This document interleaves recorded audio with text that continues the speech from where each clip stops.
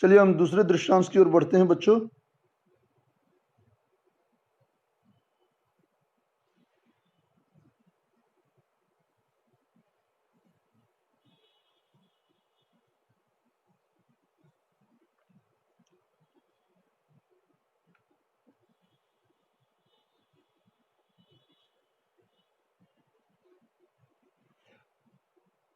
कोई किसी की आंखों का तारा भला कैसे बन सकता है, इसकी खोज संसार सदा करता रहा है, जबकि लेखिका ने अपने अध्यवसाय से उक्त रहस्य का आधार ढूंढ निकाला है।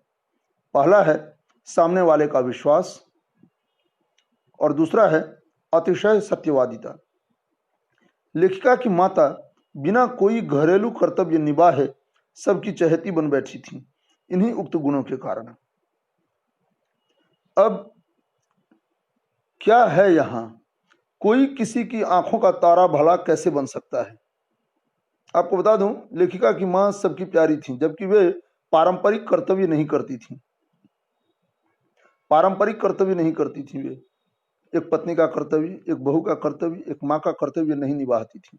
बहुत ही नाजुक मिजाज थी, बहुत ही कमजोर थी, सुंदर बहुत ज्यादा थी, लेकिन उनसे घरेलू काम हो ही नहीं पाता था। पता नहीं इतनी नाजोपली थी, इतनी कोमलता में ढली थी, और ऐसा लगता था जैसे शीशे से बना उन्हें बनाया गया हो, एकदम पारदर्शी। उनकी सुंदरता बहुत अच्छी थी, बहुत ज्यादा थी, जो देखता वह एकदम आंखें विस्फारित करके देखता ही रहता था। लेकिन घरेलू कोई काम नहीं कर पाती थी, कुछ नहीं, बस उनका काम था नहाना धोना और किताबें लेकर बैठ जाना। पढ़ती खूब थी, पढ़ाकू थी। इसके बावजूद वे सबकी आंखों का तारा थी। यह मैंने भूमिका के रूप में आपको बता दिया ताकि आप समझ जाएं कि आगे की पंक्तियां कैसी हैं। कोई किसी की आंखों का तारा भला कैसे बन सकता है, इसकी खोज संसार सदा करता रहा है। हर आदमी चाहता है कि सामने वाले की आंखों का मैं तारा बनूं। आंखों का तारा मुहावरा है, अर्थात मैं एक प्रिय व्यक्ति बन जाऊं सामने वाले के लिए, पूरे संसार के लिए, पूरी सृष्टि के लिए। जबकि लेखिका ने अपने अध्यवसाय से, अब यहाँ मुझे लगता है कि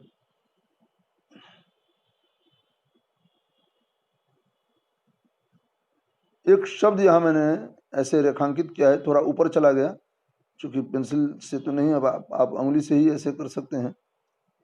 मैं फिर से कोशिश करता हूँ, देखिए हो सकता है बढ़िया हो।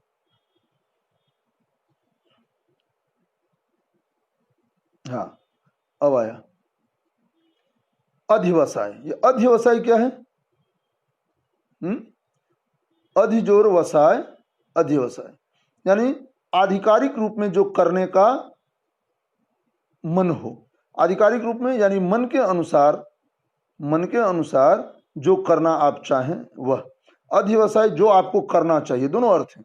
मन के अनुसार करें, जो आप करना चाहें, वही बात है, जो आप करना चाहेंगे वह मन के अनुसार ही होगा ना। मन के अनुसार जो ना हो वह क्यों करना चाहेंगे। जिस कार्य से व्यक्ति की मन स्थिति संतुष्ट हो, व्यक्ति का मानसिक जो एक रूप है वह खुश रहे, वह प्रसन्न रहे। अध्यवसाय। अपने अध्यवसाय से उक्त रहस्य का आधार ढूंढ निकाला है लेखिका ने। अब लेखिका का अध्यवसाय क्या है? लिखना पढ़ना। तो इसी अध्यवसाय के आधार पर लेखिका ने वह आधार ढूंढ निकाला है कि कैसे कोई किसी की आंखों में अपने लिए अच्छी जगह बना पाता है और कैसे नहीं बना पाता।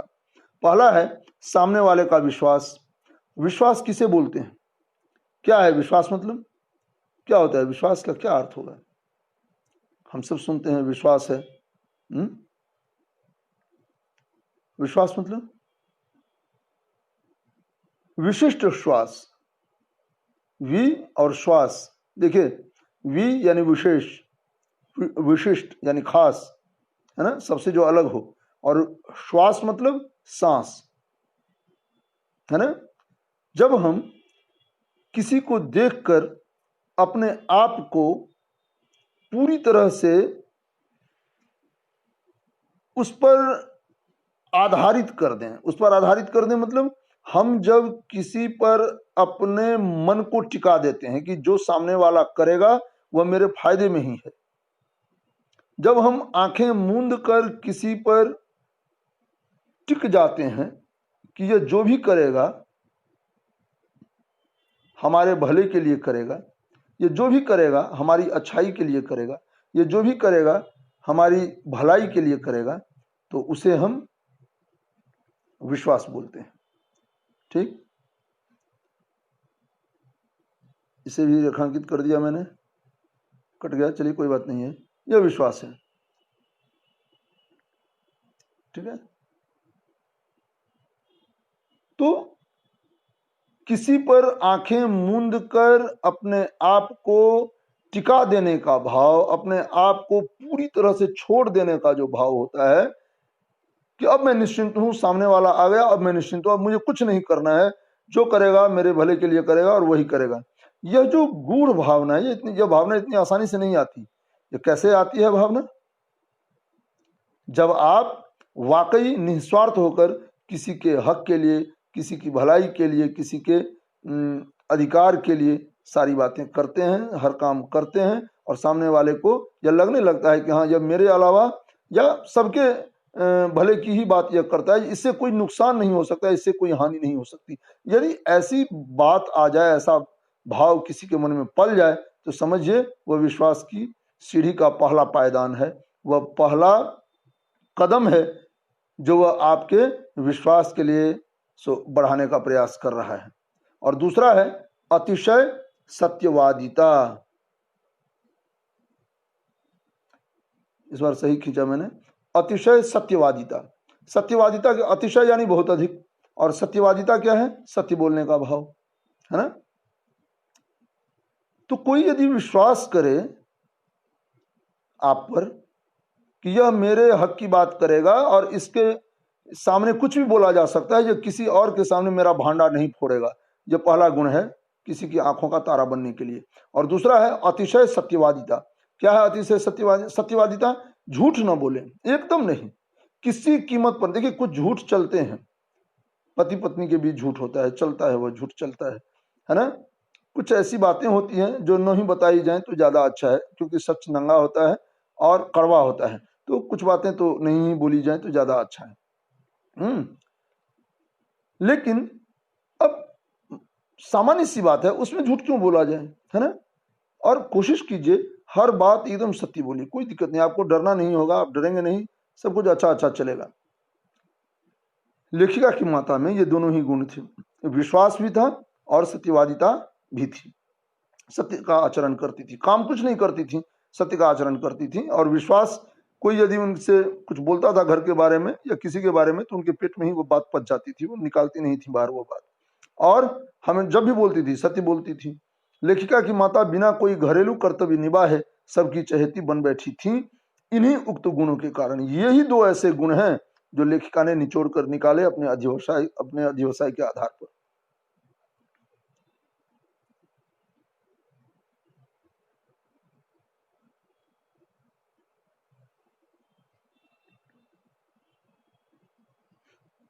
अपने दम पर संसार में कुछ कर दिखाने वाले किसी और की बनाई लीक पर नहीं चलते, अपितु अपना मार्ग स्वयं तय करते हैं, तैयार करते हैं।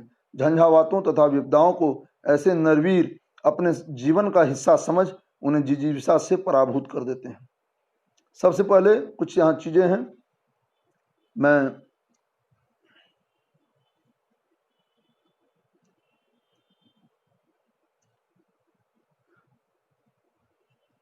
झंझावातों, रुक जाइए,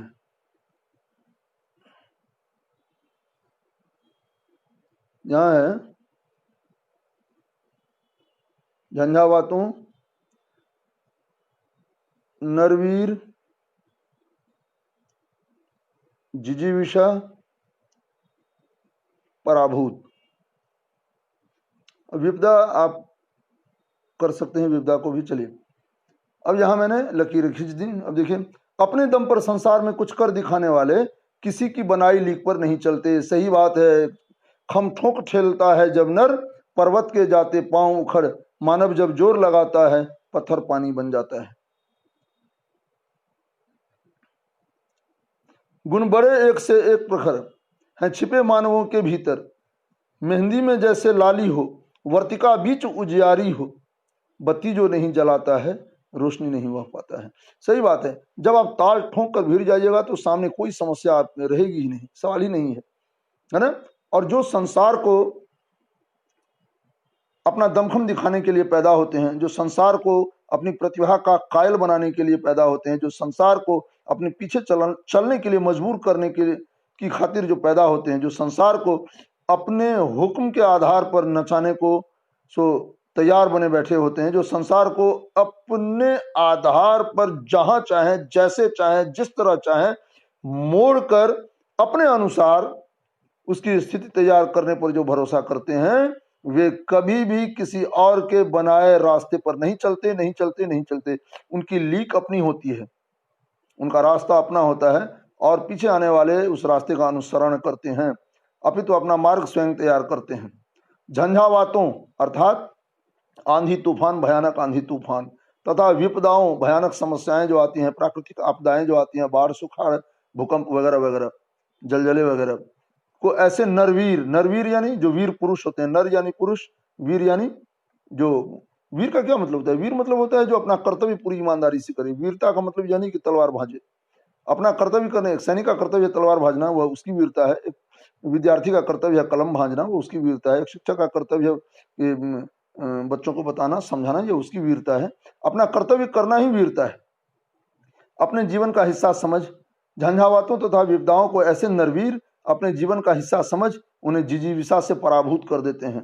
अपने जीवन का हिस्सा मानकर उनके सामने जो भी बाधाएं, विपदाएं, तूफान, आंधी या जो कुछ भी आता है, उन सभी को, जो कुछ भी आता है उससे वे नरवीर जो होते हैं, वे जो पुंगव होते हैं, वे जिजीविषा यानी जीने की इच्छा, जिजीविषा यानी जीने की इच्छा से पराभूत यानी कि पराजित कर देते हैं।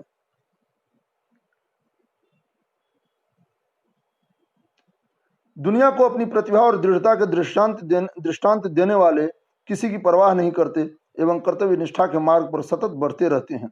ऐसे लोग न केवल इतिहास बनाते हैं बल्कि देदीप्यमान सूर्य की भांति सदा चमकते हुए समाज को रास्ता दिखाते रहते हैं। सही बात है, दुनिया को अपनी प्रतिभा और दृढ़ता से दृष्टांत यानी उदाहरण, दृष्टांत यानी उदाहरण, दृष्टांत उदाहरण देने वाले लोग किसी की परवाह नहीं करते एवं कर्तव्य निष्ठा, कर्तव्य निष्ठा क्या है? कर्तव्य यानी जो करने लायक हो, निष्ठा यानी एक मत, एक व्रत लेकर, है ना, पूरा एक भाव अपना कर, उसमें कोई इतस्ततः नहीं, इधर उधर की बात नहीं, के मार्ग पर सतत बढ़ते रहते हैं। अपनी प्रतिभा और दृढ़ता के दृष्टांत देने वाले लोग किसी की परवाह नहीं करते, वे नहीं जानते कि दुनिया क्या बोलती है, नहीं बोलती है, बोलने दो, लेकिन वे अपनी कर्तव्य निष्ठा का ध्यान रखते हैं और उस मार्ग पर सतत यानी हमेशा बढ़ते रहते हैं। ऐसे लोग न केवल इतिहास बनाते हैं बल्कि इतिहास देदीप्यमान, देदीप्यमान अर्थात हमेशा दीपित रहने वाला, हमेशा प्रकाशित रहने वाला सूर्य की भांति सदा चमकते हुए समाज को रास्ता दिखाते रहते हैं, समाज को आगे आगे चलने का मार्ग बताते रहते हैं। ऐसे लोग ये बताते हैं कि आपको करना क्या है, क्योंकि मैं जो कर रहा हूं वह आपकी भलाई के लिए है, समाज के हित में है। बाकी बातें अगले दृश्यांश में।